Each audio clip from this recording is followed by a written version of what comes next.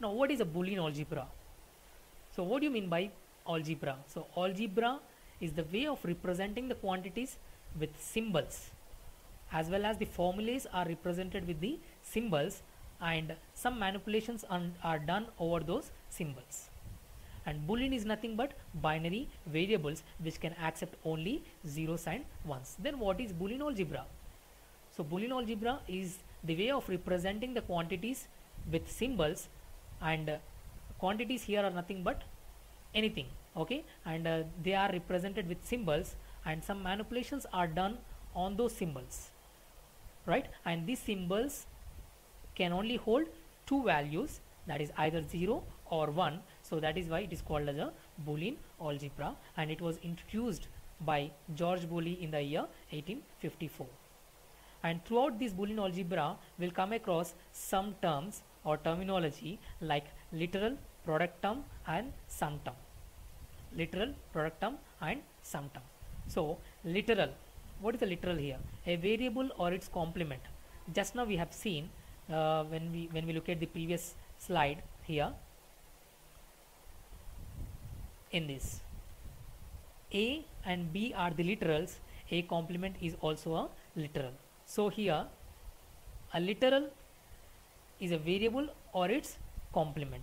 So A complement, B complement, C complement and so on, all those are literals, right? And then product term, literals connected by AND symbol. Okay, so the output expression of an AND gate is F equals A and B, which is nothing but a product term.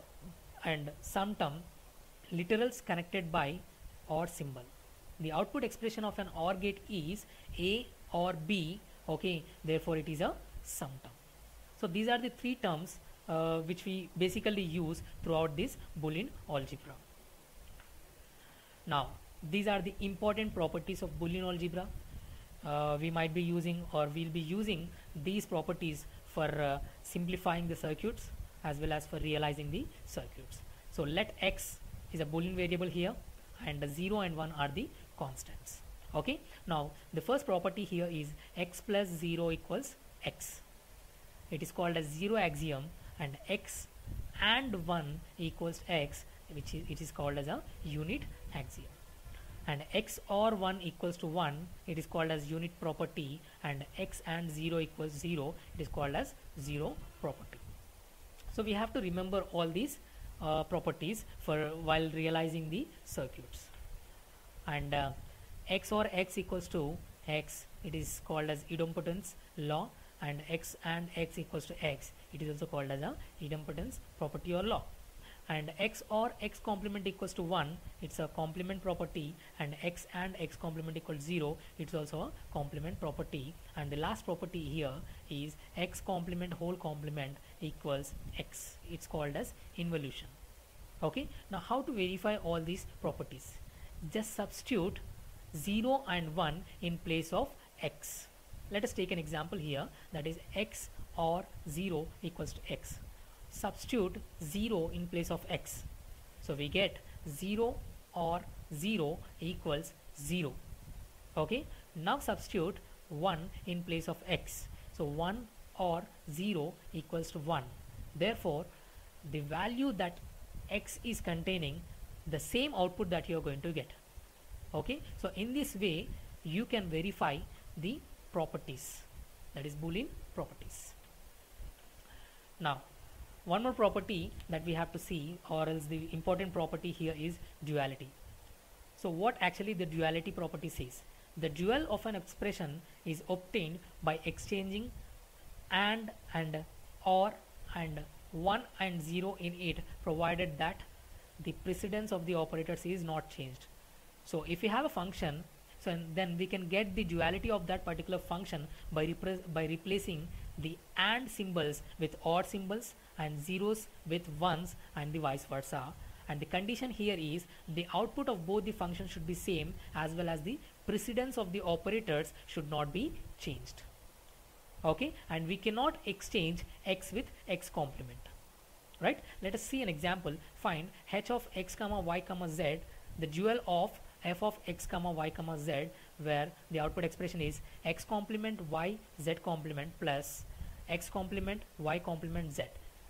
In between this Boolean algebra, if I use the term plus and dot, it means they are replaced with or and operators, right? So we have to get the dual function of this f of x comma y comma z, and the dual function name is h of x comma y comma z. Okay, so what we have to do is we have to replace these and symbols in between x complement y and z complement, as well as x complement y complement and z complement, with odd symbols, and this odd symbol is replaced with and symbol. See, h equals x complement or y or z complement and x complement or y complement or z. Okay, and if both the functions are producing the same output, then we can call these two functions as a dual functions. Now let us see some more Boolean algebraic properties. Okay, that is x or y equals y or x, and x and y equals y and x, which is called as commutative property, and x or in between the parentheses y or z equals x or y or z, and x and in between the parentheses y and z equals x and y and z. This is called as associative property, and x and y or z equals x and y or x and z, and x or y and z equals x or y and x or z. This is called as distributive property, and one of the important property is the De Morgan's property, where x or y whole complement equals x complement and y complement, and x and y whole complement equals x complement or y complement. So this is called as a De Morgan's property, and all these properties are verified in the similar fashion we have seen for verifying the other properties, like substituting zeros and ones in place of x and y variables. Okay, for example, if you take commutative law, here you have two variables x and y, so the possible combinations that you get is 4 combinations. X is placed with 0, y is placed with 0, x is placed with 1, and y is placed with 0, x is placed with 0, y is placed with 1, and x and y both can be 1. So this is how we have to verify these properties. And duality. With respect to duality, identities 1 to 8 have the following relationship. Just now we have seen some properties, and the relationship between those properties with respect to the duality is shown here. That is, x or 0 equals to x, x and 1 equals to x. Both are dual functions. Why? Because here you can see this OR operator is replaced with AND operator, and 0 is replaced with 1. And if you substitute 0 in place of x, then the output is 0. If you substitute 0 in place of x, then the output is 0. And if you substitute 1 in place of x here, the output is 1. And if you substitute 1 in place of x here, and the output is 1. So both the functions are providing the same output after replacing the operators. Therefore, it is called as a dual function. So in the same way, we can verify all other dualities, all the duality of the other properties, right? And these are the dual properties that you can see here. Okay. Now truth tables. So here I am representing 3 functions, that is f1, f2 and f3, okay, which contains totally 3 variables, okay, and that is represented with the help of a truth table. These are the possible input combinations. As I told you that how many input variables are there here? Totally 3 input variables. Therefore 2 power 3 is nothing but 8.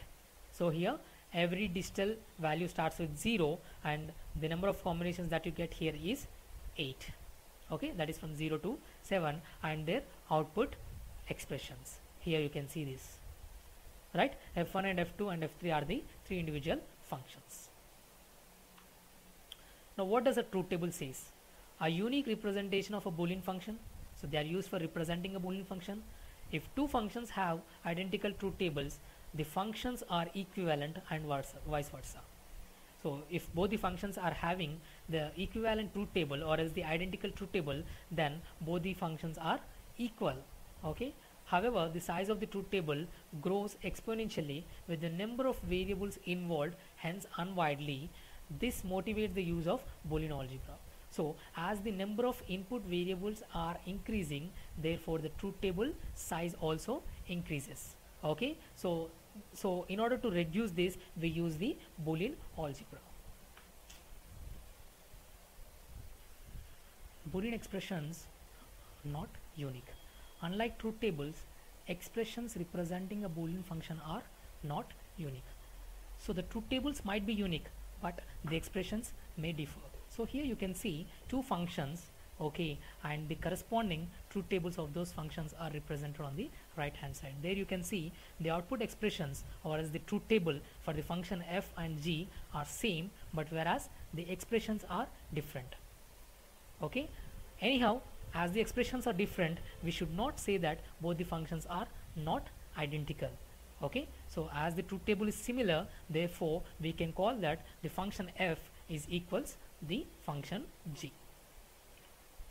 So algebraic manipulation. Boolean algebra is a useful tool for simplifying digital circuits.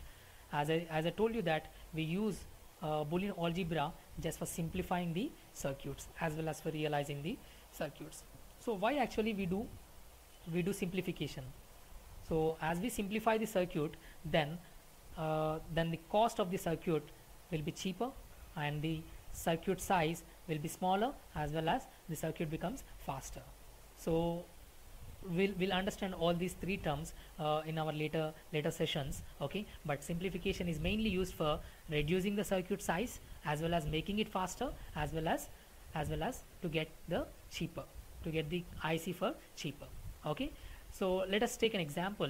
Simplify f equals x complement yz or x complement yz complement or xz. Okay, so how do we simplify this particular expression? So for simplifying this expression, as I told you that for simplifying the expressions, we'll be using the algebraic properties, that is Boolean algebraic properties. Okay, so let us see how to simplify that. X complement yz or x complement yz complement or xz.